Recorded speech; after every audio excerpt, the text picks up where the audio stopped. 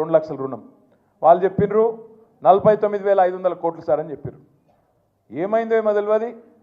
10-15 రోజులకు రేవంత్ రెడ్డి ఎక్కడో మాట్లాడుకుంటే చెప్తున్నాడు, ఒక్క సంవత్సరం మేము కడుపు కట్టుకుంటే చాలు 42,000 కోట్లు మాఫీ చేస్తా అన్నాడు. 7,000 కోట్లు అప్పటికే ఎగిరిపోయినాయి. 10 రోజులకే మార్చిన ఆయన 7,000 కోట్లు ఎగిరిపోయినాయి. ఒక 15-20 రోజుల తర్వాత క్యాబినెట్లో పెట్టిరు రుణమాఫీ అని. 42,000 కోట్లు ఆయనతో సడన్గా 31,000 కోట్లు అయింది. 11,000 కోట్లు అక్కడ పోయినాయి. మళ్ళా తర్వాత బడ్జెట్లో పెట్టిండ్రు, బడ్జెట్ 26,000 కోట్లే అన్నారు. మరి ఏడవైంద్ర నాయన 49,000 కోట్లు 26,000 కోట్లు ఎట్లయింది అంటే చెప్పేదానికి ఎవరు రెడీగా లేరు. ఆ 26,000 కోట్లలో కూడా ఈరోజు అరాచకం ఏంటంటే ఇప్పటి వరకు రైతుల ఖాతాల్లో పడ్డది 12-13,000 కోట్లు దాటలేదు. ఏ ఊళ్ళో కూడా 30-35% కంటే ఎక్కువ రుణమాఫీ కాలేదు. ఇది వాస్తవమా? ఎక్కడ కాలే, కొడంగల్లో కాలే, కొండారెడ్డిపల్లిలో కాలే, ఏ ఊళ్ళో కాలే తెలంగాణలో. కానీ సిగ్గు లేకుండా రాహుల్ గాంధీ నుంచి మొదలు పెడితే కింద ఉండే గల్లీలో ఉండే కాంగ్రెస్ కార్యకర్త దాకా అయిపోయింది మొత్తం చేసేసినాం, ఇంకేం లేదు చేయనికే. నేను అడుగుతున్నా, ఒక్కరోజు ఇవ్వాలని అధికారం ఉంది కాబట్టి, నేను టీవీలు చూపెడుతున్నాయి కాబట్టి, నువ్వు మొరుగుడు పేపర్లు రాస్తుండ్రు కాబట్టి ఏది పడితే అది మాట్లాడుతున్నావు. రేపు మళ్ళీ ఓట్ల కోసం రైతుల కాడికి పోయినప్పుడు పంచాయతీ ఎన్నికల్లో, జిల్లా పరిషత్ ఎన్నికల్లో ఇదే రైతులు నీకు బుద్ధి చెప్పరా, బుద్ధి చూపెట్టరా, వాళ్ళ సత్తా చూపెట్టరా అని యాడ్ చేసుకొని అడుగుతా ఉన్నా. ఎన్ని రోజులు అబద్ధాలతో గడుపుతావు? నువ్వే కదా చెప్పినావు. ఏమన్నావు నువ్వు అన్నాడు, కేసీఆర్ 10,000 ఇస్తున్నాడు బిచ్చమేసినట్టు, నేను 15,000 వేస్తా అన్నాడు. ఇప్పుడు ఆ 10,000 వేస్తుండా కనీసం? వానాకాలం రైతు బంధు ఎగ్గొట్టినాడు ఎవడు? రేవంత్ రెడ్డినా? అందుకే అన్న వస్త్రం కోసం వస్తే ఉన్న వస్త్రం పోయిందంటారు. అట్లా అయింది ఇవాళ తెలంగాణ రైతాంగం పరిస్థితి. బాధపడుతున్నారు.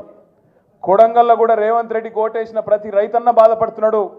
రాష్ట్రంలో ప్రతి రైతు బిడ్డ అయ్యో బంగారం అసొంటి కేసీఆర్ ప్రభుత్వాన్ని పోగొట్టుకొని వీళ్ళని తెచ్చుకున్నాం, పాలిచ్చే బర్రెనిడ్స్ పెట్టుకొని తన్నే దున్నపోతుని తెచ్చుకున్నాం అని చెప్పి వాళ్ళందరూ బాధపడతా ఉన్నారు. ఇది వాస్తవం. రాష్ట్రంలో ప్రతి రైతు బాధపడుతున్నాడు. ఒక్కరు నువ్వు నేనని కాదు, రాష్ట్రంలో ప్రతి ఒక్కరు బాధపడుతున్నారు. ఇప్పుడు అక్క చెప్పింది, మేము హైదరాబాద్లో ఆడనో ఇన్నో తిరిగేటప్పుడు ఊళ్ళలో పోయేటప్పుడు ఆపి అడుగుతున్నారు. మొన్న నేను గిడ అసెంబ్లీకి నుంచి వస్తున్నా, ఇంటికి ఆఫీస్కి వస్తున్నా, ఆడ సిగ్నల్ పడ్డది, ఆగిన. ఆగితే పక్కకు ఒక ఆటో వచ్చింది. ఆటో వస్తే ఆయన హలో అన్నా అని చెప్పి నమస్తే అన్నాడు, అద్దం దించు అన్నాడు. దించగానే సాబ్ మేరా నామ్ మహమూదే అన్నాడు. कैसे हो भाई अन्ना? क्या हालत है साहब? बर्बाद हो गया सब कुछ। कहीं को क्या हो गया अन्ना? अरे इन्हों आके पूरा बर्बाद कर दिए साहब। अन्ना का फिर क्या करना అంటే कुछ करो ना साहब అన్నాడు. क्या करना? एक वोट का सजा 5 साल है ना भाई, क्या करना అన్నా. అంటే ఆయన ఏమన్నాడు ఎరికేనా, మహమూద్ कोई तरकीब नहीं है क्या साहब? ఏం ఉపాయం లేదా అంటుండు. ఇది ఒక మహమూద్ ముచ్చట కాదు, ఇది రాష్ట్రంలో అందరి మనసులకు ఇదే ఉంది. ఏమైనా ఉపాయం ఉన్నదా ఈ సన్నాసి నాయన తోకలపడాలని? కానీ ఒకటి మాత్రం వాస్తవం, జనరల్గా ఒక 3.5-4 ఏళ్ళకి వస్తుంది కోపం ప్రభుత్వం మీద. పని చేయకపోతే 3 ఏళ్ళు చూస్తారు, 4 ఏళ్ళు చూస్తారు. తెలంగాణ ప్రజలు మంచోళ్ళు, చేస్తాడేమో, ఏమో ఇంకా టైం ఉన్నది కదా, ఇంకా వచ్చే సంవత్సరం చేస్తాడేమో, మళ్ళా బడ్జెట్లో పెడతాడేమో, 6 నెలలకేమైనా చేస్తాడేమో, ఇట్లుంటుంది కథ. కానీ రేవంత్ రెడ్డి కాడికి వచ్చే వరకు మాత్రం సంవత్సరం లోపట్నే ఆ నీలి రంగు నక్క మొత్తం వర్షంలో తడిసింది, అసలు రంగు బయట పడ్డది. ఎప్పుడు ఈ నక్కను వదిలించుకుందామని తెలంగాణ సమాజం మొత్తం ఇవాళ ఎదురు చూస్తూ ఉన్నది. ఇది వాస్తవం. 1-2 కాదు, ఎన్ని అబద్ధాలు. ఈ 6 గ్యారంటీలు, 420 హామీలు, నేను వాటి గురించి చెప్పా.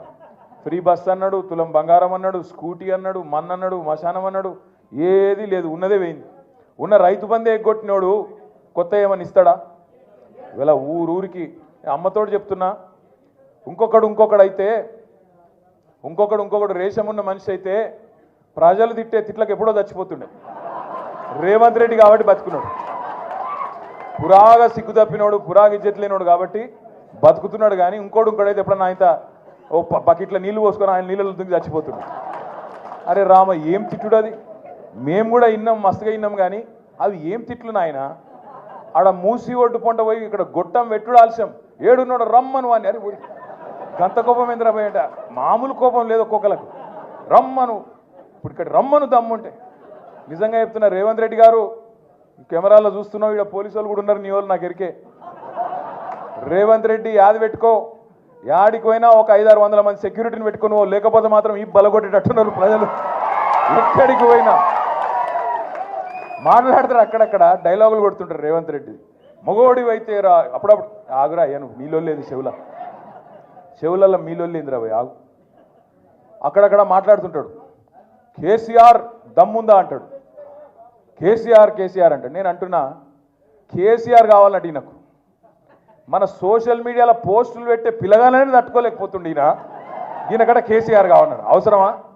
ఈ చిట్టినాయుడు గింత మనిషి వీడు, వాడు మళ్ళీ చిట్టెలుక గాయన కంటే కేసీఆర్ కావాలన్నాడు. అందుకే మేము చెప్పినాం మొన్న, అంత లేదు నీకు, చేతనైతే అక్క అడిగింది. ఇలా పొద్దున జగదీష్ అన్న కూడా చెప్పిండు. ఏం చెప్పిండు? ఇప్పుడు అసెంబ్లీ నడుస్తుంది కదా, రేవంత్ రెడ్డి గారు నాకు ఈ భాష ఇష్టం ఉండదు నిజంగా చెప్పానంటే, కానీ తప్పదు అప్పుడప్పుడు. నాకు నిజంగా అప్పుడప్పుడు నాకు ఇష్టం ఉండదు. నేను చదువుకున్నా, రేవంత్ రెడ్డి లెక్క నేను ఆడ ఈడ ఆవారా తిరిగినోని కాదు. చదువుకున్నా, కష్టపడ్డా, నేను ఎక్కడో పోయి బయట దేశంలో పోయి కొంత ఉద్యోగం సంపాదించుకున్నా, కొంత పేరు సంపాదించుకున్నా, నాకు ఇష్టం ఉండదు. కానీ ఇక కుక్కగాడుకు చెప్పు దెబ్బ అన్నట్టు ఇసుంటోళ్ళకి ఇట్లే చెప్తేనే అర్థమవుతుంది. అందుకే చెప్తున్నా, రేవంత్ రెడ్డికి అడుగుతా ఉన్నా నేను, రేవంత్ రెడ్డి నువ్వు నిజంగానే మగాడివే అయితే అసెంబ్లీ నడుస్తుంది కదా, 15-20 రోజులు పెట్టు. మొదలు 10-15 రోజులు మొత్తం రాష్ట్రంలో ఉన్న ప్రజల సమస్యలు మాట్లాడదాం. లగచర్ల మాట్లాడదాం, గురుకుల పాఠశాలలు మాట్లాడదాం, అక్కడ ఉన్న సమస్యలు మాట్లాడదాం, రాష్ట్రంలో నువ్వు చెప్పిన 6 గ్యారెంటీలు మాట్లాడదాం, ఆటో డ్రైవర్లు ఎందుకు చచ్చిపోతున్నారో మాట్లాడదాం, చేనేత కార్మికులు ఎందుకు చచ్చిపోతున్నారో మాట్లాడదాం, బోనస్ ఎందుకు ఇస్తలేవో మాట్లాడదాం, మిగతా అన్ని విషయాలు మాట్లాడదాం. నీకు ఇష్టం ఉన్నంత కాలం రాష్ట్రం అప్పుల పాలైందని తప్పుడు ప్రచారం చేస్తున్నావు కదా, అది కూడా మాట్లాడదాం. నువ్వు నిజంగానే మొగాడు అయితే 10 రోజులు ఇదంతా ఒడిచిపోయినాక మిగిలిన 4-5 రోజులు ఉన్నాయి కదా, ఈ స్కాము ఆ స్కామ్ అంటున్నావు కదా, మొగోనివైతే అసెంబ్లీలో చర్చ పెట్టు, అక్కడనే సమాధానం చెప్తా నీకు అసెంబ్లీలోనే చెప్తా ఉన్నా. ఈ ఫార్ములా ఆ ఫార్ములా అంటున్నావు కదా, ఏ ఫార్ములా అన్నదే నీ ఇష్టం, తీసుకురా అసెంబ్లీలో పెట్టు. 4 గోడల మధ్యన క్యాబినెట్లో కూర్చొని ఎవరిని ఎట్లా లోపల పెట్టాలి, ఎవరి మీద ఏం కేసు పెట్టాలి, ఎవరిని ఎప్పుడు నూకాలి, ఇది కాదు ప్రభుత్వం చేయాల్సిన పని.